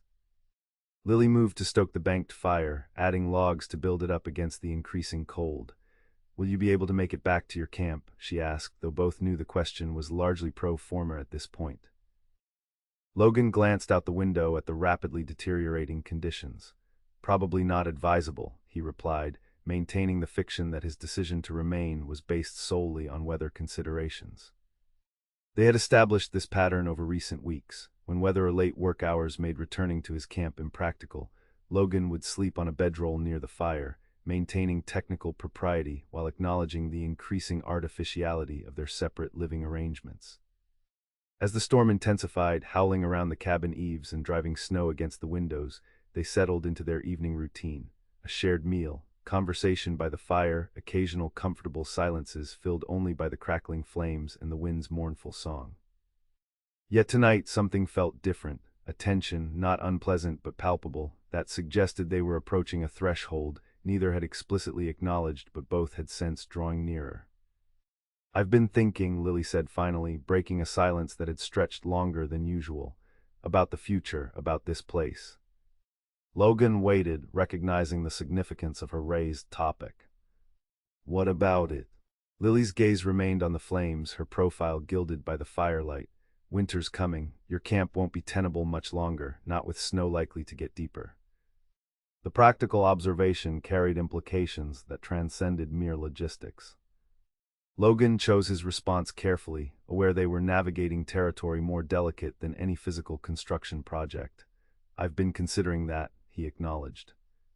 "Had thought to start on the line cabin for the double R once we finished your barn." Lily nodded slowly, still not meeting his gaze directly. "That would make sense, though building in winter presents challenges." "Considerable ones," Logan agreed. allowing the conversation to unfold at its own pace despite the quickening of his pulse. Another silence fell, broken only by the popping of the fire and the persistent howl of the wind. Finally, Lily turned to face him, her expression a complex mixture of determination and vulnerability. "There's another possibility," she said quietly but clearly, "one that might be more practical." Logan held her gaze, resisting the urge to help her articulate what she was clearly struggling to express. This was a threshold she needed to cross on her own terms. "This cabin has space enough for two," Lily continued, a slight flush coloring her cheeks despite her composed tone, "if certain arrangements were formalized. Properly, I mean." The carefully worded proposition hung between them, its meaning unmistakable despite its indirect phrasing. Logan found himself momentarily speechless, not from surprise at the suggestion itself. Their relationship had been moving in this direction for some time, but from the emotions it stirred within him. "Are you asking me to marry you, Lily?" he asked finally, gentle humor in his tone masking deeper feelings. The directness of the question brought a fleeting smile to her lips. "I suppose I am," she admitted. "Though I'm making a terrible job of it." Logan moved from his chair to kneel before her, taking her hands in his, a gesture both intimate and respectful. "In that case, let me help," he said, his voice steady despite the unexpected pounding of his heart. "Lily Vaughn, would you do me the honor of becoming my wife?" The role reversal drew a genuine laugh from Lily, the sound brightening the cabin even as the storm raged outside. "Yes," she said simply. "I would." The single word, spoken without qualification or condition, seemed to release something long held in check between them. Logan raised one hand to gently cup her cheek, the touch reverent in its tenderness. "I'm not pretty," she whispered, a sudden vulnerability emerging as the moment's significance fully registered. "Not like the girls in town with their fancy dresses and perfect manners." Logan's smile deepened, his gaze never leaving hers. "That's fine," he replied with absolute sincerity. "I need honest, not fancy." The simple exchange, more than any flowery declaration, captured the essence of what had grown between them, a recognition and acceptance of each other's true nature, unvarnished by pretense or artifice. When their lips met, it felt like both culmination and beginning, the natural progression of a connection built through shared struggle and mutual respect, yet also the first step into a future neither had imagined possible months before. Outside, the winter storm enveloped the cabin in swirling white, isolating them from the wider world. Inside, warmth and certainty bloomed, transforming a shelter built of necessity into a home founded on choice and shared purpose. The wedding took place 2 weeks later, a simple ceremony at the Double R Ranch house, with Henry Miller himself giving the bride away and Bill Turner standing as witness. The weather had cleared temporarily, providing a window for travel before the next winter storm arrived. Lily wore her mother's dress, carefully altered and adorned with a small spray of dried flowers from her rebuilt garden. Logan, unaccustomed to formal attire, nevertheless cut an impressive figure in clothing borrowed from Henry's own wardrobe, his usual frontier practicality giving way to the occasion's significance. The ceremony itself was brief, the circuit preacher's words resonating in the ranch house's main room where friends and Double R hands had gathered to witness the union. When Logan and Lily exchanged vows, their voices carried the certainty of a decision reached through careful consideration rather than fleeting emotion. "Never seen a man look more terrified and more certain at the same time," Bill observed to Henry as they watched the proceedings. "Reminds me of my own wedding day." Henry nodded, satisfaction evident in his expression. "Good match," he said simply, "both too stubborn to make it easy on themselves, but they got there eventually." The celebration afterward was characterized by frontier hospitality, abundant food, potent drinks, music from Miguel's harmonica, and a fiddle played by one of the ranch hands, dancing that grew increasingly enthusiastic as the evening progressed. Through it all, Logan found his attention returning to Lily, the way sunlight from the windows caught in her chestnut hair, the smile that transformed her face when she laughed, the quiet confidence with which she accepted congratulations from people who had been strangers weeks before. "Happy?" he asked during a rare moment alone, as they stepped onto the porch for a breath of cold, clear air. Lily's answering smile held a depth of feeling that required no verbal elaboration, yet she responded anyway.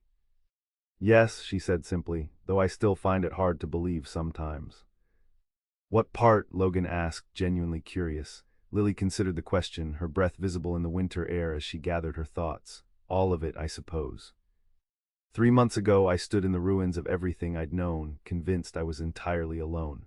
Now, she gestured vaguely, encompassing not just the celebration inside, but the broader transformation of her circumstances. Life changes quickly on the frontier, Logan observed, though he understood exactly what she meant. His own transformation from deliberate loner to husband had occurred with a speed that still occasionally startled him. It's not just the circumstances, Lily continued, her gaze direct and searching. It's me, the way I see things now, what I believe is possible. She paused, seeming to weigh her next words carefully. My father always said the frontier was no place for softness, that trust would get you killed out west. I believed him completely. And now, Logan prompted when she fell silent. Now I think perhaps we were both wrong, Lily said quietly. Strength isn't always hard edges and isolation. Sometimes it's knowing when to accept help, when to build connections rather than walls. The insight struck Logan as profound, particularly coming from someone who had experienced such devastating loss yet chosen resilience over bitterness, growth over retreat. It echoed his own evolving understanding of what constituted true strength in the often harsh reality of frontier life. Before he could respond, the ranch house door opened, spilling light and music onto the porch as Bill appeared, glass in hand. There you are, the foreman said with mock disapproval. Newlyweds aren't supposed to disappear until after the celebration, you know. Logan laughed, accepting the gentle teasing with good humor. Just getting some air, Bill. We're coming back in. As they rejoined the festivities, Logan found himself watching the interactions around them with new awareness. The community that had formed almost without his noticing, connections extending beyond mere proximity or mutual benefit to genuine caring and shared purpose. Henry Miller raising a glass in another toast to their future. Bill and the other ranch hands, their rough exteriors belying the loyalty and decency that defined them. Even the townspeople who had made the journey from Silverton, whose initial wariness had given way to cautious acceptance and now outright celebration of this union that represented something larger than just two individuals joining their lives. It was, Logan realized, exactly what Lily had described: strength through connection rather than isolation, resilience born of community rather than solitary endurance. The frontier was indeed changing, becoming less a place where each person fought alone against overwhelming odds, and more a landscape where cooperation and mutual support created the possibility of not just survival but genuine flourishing. As evening deepened toward night and the celebration showed no signs of abating, Henry approached Logan with a conspirator's smile. I've had rooms prepared upstairs for you and your bride, he said quietly. No need to make the journey back to your place tonight. The thoughtfulness of the gesture touched Logan deeply. Thank you, he replied, the simple words encompassing more than just appreciation for the immediate accommodation. Henry seemed to understand, clapping him on the shoulder with paternal approval. You've done well, son, both of you, building something that will last. The observation lingered with Logan as he eventually found Lily among the dancers, drawing her aside to convey Henry's arrangement. Her flush of pleasure at the news was visible even in the room's dim light, a reminder that beneath her frontier competence and hard-won strength remained a young woman experiencing one of life's significant transitions. Their departure from the celebration drew good-natured teasing and knowing looks, which Lily weathered with surprising grace, her hand firmly clasped in Logan's as they made their way upstairs to the privacy Henry had arranged. The room was simple but comfortable, warmed by a small fireplace and illuminated by lamplight that cast golden patterns across the handmade quilt covering the bed. A pitcher and basin stood ready on a side table, along with a bottle of what appeared to be Henry's best whiskey and 2 glasses. He thinks of everything, Logan observed as he closed the door behind them, the sounds of continued celebration muted but still audible from below. Lily moved to the window, gazing out at the snow-covered landscape visible in the moonlight. The winter night was clear, stars scattered across the vast darkness above the white-blanketed earth. It's beautiful, she said softly. Logan joined her at the window, standing close enough to feel the warmth of her presence yet maintaining a slight distance, aware of the threshold they now approached, one final boundary to cross in their evolving relationship. Yes, he agreed, though his gaze had shifted from the landscape to her profile, gilded by moonlight filtering through the glass. Lily turned to face him, awareness of his regard bringing color to her cheeks but no retreat in her direct gaze. The moment stretched between them, charged with anticipation yet unhurried, each allowing the other time to adjust to this new reality. "I've never," Lily began, then stopped, seeming to reconsider her words. "That is, I'm not entirely sure how to proceed." The admission, offered without artifice or coyness, touched Logan deeply. It embodied everything he had come to value in her: honesty over pretense, genuine feeling over social performance. "We proceed together," he said simply, reaching out to gently take her hands in his, "at whatever pace feels right." The remainder of the night unfolded in a gradual exploration of newfound intimacy, tender, sometimes awkward, occasionally punctuated by laughter, as they navigated this final aspect of their union with the same honest communication that had characterized their relationship from its beginning. Later, as Lily slept beside him in the pre-dawn darkness, Logan found himself reflecting on the extraordinary journey that had brought them to this point. From their first meeting amid the ruins of her family home to this shared bed as husband and wife seemed both an improbable distance and an inevitable progression. The frontier had taught him many harsh lessons over the years, about survival, about loss, about the necessity of self-reliance.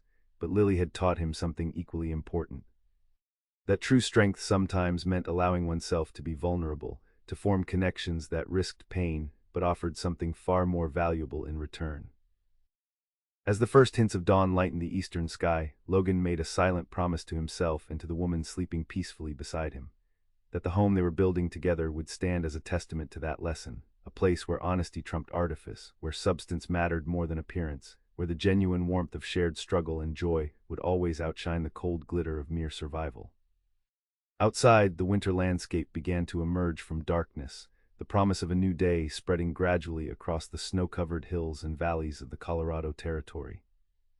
Inside, a different kind of dawn had already broken, the beginning of a shared life founded not on frontier isolation, but on the stronger foundation of mutual respect, understanding, and love. Spring came early that year, the snow retreating up the mountainsides by late March, revealing the greening landscape beneath. The melt-fed streams ran high and fast, their sound a constant backdrop to the rhythms of daily life at the Vaughn Vance homestead, as locals had taken to calling it. The property had undergone remarkable transformation since the previous autumn.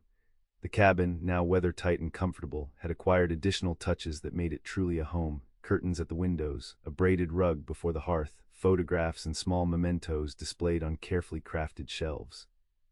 The barn housed not only Lily's horse and Logan's sturdy gelding, but also 2 milk cows, a small flock of chickens, and a pair of pigs acquired through trade with a neighboring homesteader. A vegetable garden, significantly expanded from the previous year's hurried effort, spread in neat rows behind the cabin, promising abundant produce in the months ahead. Most significant, though, were the changes less visible to casual observation: the sense of permanence that had replaced temporary survival, the confidence with which both Lily and Logan approached their shared enterprise, the genuine partnership that had developed between them as they built their life together. Logan's position with the Double R provided stability without constraining their independence. Henry Miller had proven true to his word, allowing Logan considerable autonomy in managing the ranch's southeastern interests while providing the security of regular income and institutional support when needed. On this particular morning, with the sun just clearing the eastern ridgeline, Logan paused in his work splitting firewood to watch Lily as she moved among the newly planted garden rows. Her movements were different lately, more measured, a protective hand occasionally resting on the slight swell of her abdomen visible beneath her simple dress. The baby was due in late summer, according to the midwife in Silverton. The news, confirmed just after the winter snows began to recede, had transformed their already contented existence into something approaching genuine joy. Logan, who had once believed himself incapable of putting down roots anywhere, now found himself eagerly anticipating this deepening of their connection to each other and to the land they were cultivating. "You're staring again," Lily called, amusement evident in her tone as she straightened from her gardening. Logan smiled, making no attempt to deny the observation. "Can't help it," he replied. "You're a sight worth staring at." The compliment brought color to Lily's cheeks, though her answering smile held confidence rather than self-consciousness. Their months together had gradually eroded her belief in her own lack of beauty, not through Logan's words alone, but through the genuine appreciation evident in his gaze and touch. Lily brushed the soil from her hands and moved toward him, her chestnut hair gleaming in the morning sunlight. At 21, with the hard edges of grief softened by new happiness, she had blossomed into a beauty that had less to do with conventional standards and more with the vitality and purpose that animated her features. "The peas are coming up already," she reported, reaching the split-rail fence where Logan had set up his chopping block, "and the early lettuce. We'll have fresh greens within a few weeks if this weather holds." Logan nodded, recognizing the significance of these small victories in their ongoing effort to establish self-sufficiency. "Garden looks twice the size of last year's," he observed, setting aside his axe to join her at the fence. "We'll need it," Lily replied, one hand resting instinctively on her growing belly.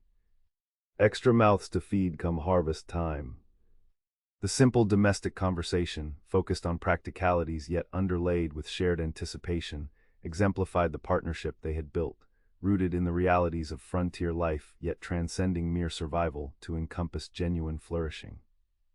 As they stood together in the morning sunshine, the sounds of awakening spring all around them, Logan was struck by how completely his understanding of strength and freedom had transformed. Once he had equated both with the ability to move on, to maintain emotional distance, to need no one and be needed by no one in return. Now he recognized the narrow limitations of that perspective. True strength, he had learned, often lay in commitment rather than detachment, in building rather than abandoning, in the courage to be vulnerable rather than the false security of isolation. The frontier itself seemed to be undergoing a similar transformation. What had once been characterized primarily by harshness and danger was gradually becoming a place where community and cooperation made possible achievements that isolated individuals could never accomplish alone. News from Silverton confirmed this evolving reality. The railroad was coming, bringing increased connections to the wider world. A proper school was being built, suggesting families were putting down roots where once only the transient or desperate had ventured. Even the legal system was formalizing, with a circuit judge now making regular visits and a new marshal appointed from Denver rather than selected from local interests. Jacob Sloan, that embodiment of the old frontier mentality where might made right, had reportedly sold his holdings and moved further west, unwilling or unable to adapt to the changing social landscape. The frontier he had understood, ruled by force and intimidation, was giving way to something more complex and ultimately more durable. "Penny for your thoughts," Lily said, interrupting Logan's reflections. He smiled, drawing her closer with a gentle arm around her waist, "Just thinking about how much has changed, in us, in this place." Lily nodded, understanding immediately the broader context of his observation. "My father would hardly recognize it," she said, "not just the buildings but everything else, what we're trying to create here." "And what's that?" Logan asked, genuinely curious about her perspective. Lily considered the question, her gaze moving over their homestead with its clear signs of intentional cultivation and permanence. "A different kind of strength," she said finally. "One that doesn't need to stand alone to prove itself." The insight resonated deeply with Logan's own thoughts, another reminder of the intellectual and spiritual compatibility that had grown alongside their more visible partnership. "Speaking of strength," he said after a moment, gently patting her rounded belly, "you should rest more." "Doctor's orders." Lily's expression shifted to amused exasperation. That doctor has clearly never tried to establish a garden, milk cows, and manage a household all while supposedly resting. Besides, I'm perfectly fine.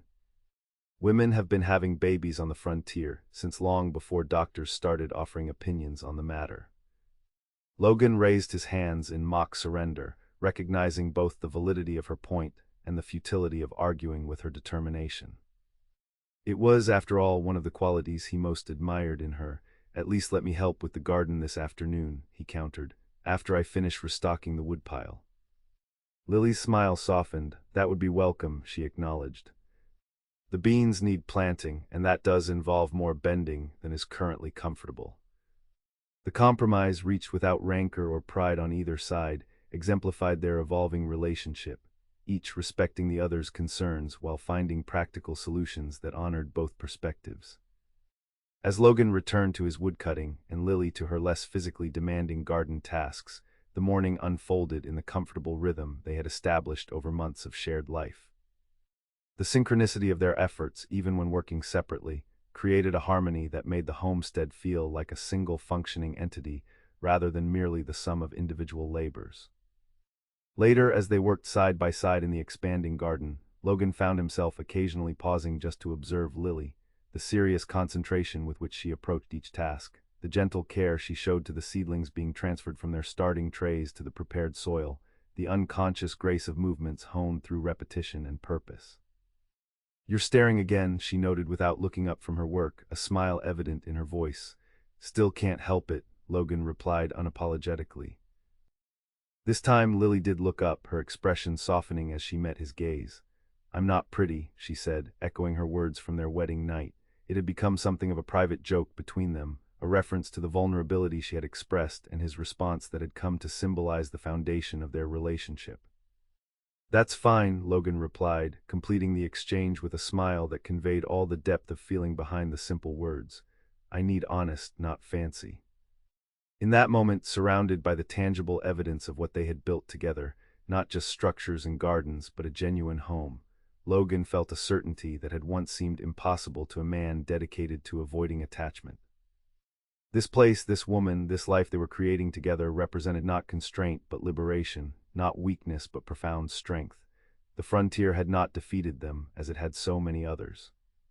Instead, they had found within its challenges the opportunity to forge something remarkable, a partnership based on mutual respect and genuine understanding, a home founded on shared values rather than mere necessity, a future shaped by hope rather than mere survival. As the sun climbed higher in the spring sky, warming the soil where new growth pushed steadily upward, Logan and Lily continued their shared labor, two individuals who had once believed in facing the frontier alone, now proving with every day that together they could not just endure but truly thrive in the ever-evolving American West.